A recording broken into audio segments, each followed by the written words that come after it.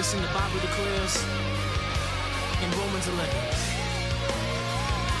that from him, through him, and for him are all things.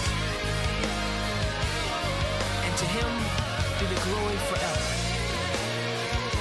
Yeah, forever.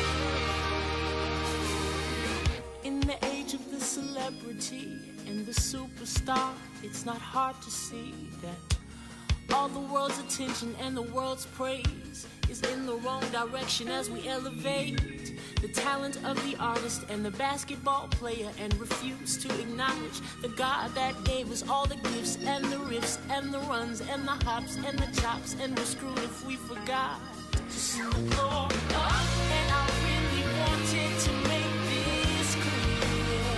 Sing the glory up, 'cause it don't belong to nobody down here.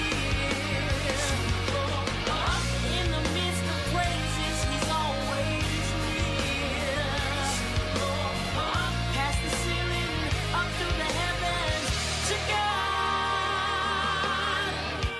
I hope you know we're here for a purpose. In spite of what the world says, there's more beyond the surface. And some things are more important. Don't neglect to give honor to the one that deserves it.